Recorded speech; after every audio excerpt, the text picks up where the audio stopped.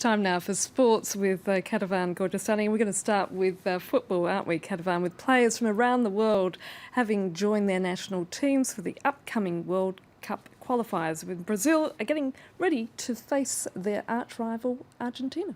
Yes, it's the much-awaited clash between the two South American giants, the five-time world champions. Brazil currently atop of the CONMEBOL, the regions and confederation. They've won all four of their World Cup qualifiers since the new coach Tite took over, but they are facing a reinforced Argentina side with star Leo Messi back on the squad for the first time in more than 2 months. Argentina, who have dropped to 5th place in his absence, level on points with Chile, but out of the 4 automatic slots for the World Cup. So this game is very important for both teams. The game will be taking place on Thursday, along with 4 other matches. Colombia face Chile, hoping to extend their lead to more than just 1 little point.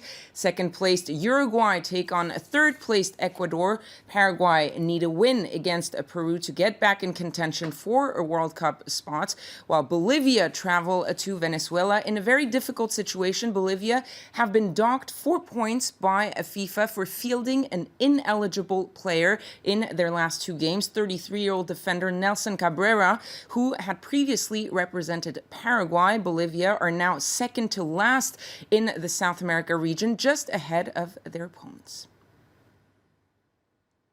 It's very difficult to talk about qualifying for the World Cup when FIFA removes 4 points that were very hard for us to get. It was hard to get a draw against Chile and to beat Peru. We were overwhelmed, and this has motivated us to keep working hard.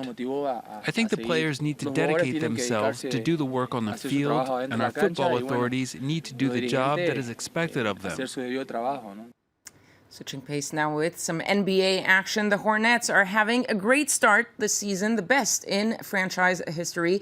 Charlotte hit the ground running, quickly stretching their lead thanks in part to Kemba Walker. Walker, who had 24 points and 10 assists on the night. The Hornets, who were up by 20 points at halftime against the Pacers, tying a 23-year franchise record with 75 points in the first half. The Pacers unable to fight back in the second, and Walker kept his team ahead. Final score 122-100. Charlotte's 3rd straight win this season. Let's take a quick look at the other games of the night. Still no win this season for the 76ers. Utah win it 109-84. The Clippers winning big at home, beating the Pistons by 32 points.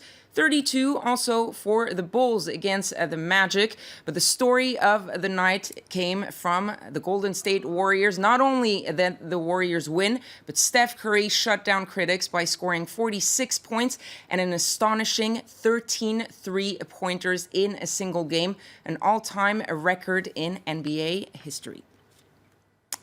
And we finish with the latest from the Vendée Globe. After a tiring day yesterday, the Skippers are now trying to get a little bit of rest. At 6 p.m., Armel Lecléache is still in the lead, but the fight continues with rival Alex Thompson. The lead has been going back and forth between the two, which has Thompson questioning his strategy of taking a different route, working east closer to the coast. I managed to sneak into the lead for a while. But now I'm down to the south and to the east of everyone. Not sure really how that's going to pan out. The models initially thought that was a good idea, but I'm not so sure it's a good idea anymore. But I'm not too far out of the game, so if it doesn't pay, then for sure I'll still be in the hunt. We're trying to sneak south, trying to pass a ridge, or the ridge is going to move south with us before allowing us to pass it. And then we'll be into the trade winds and rocking south to the equator.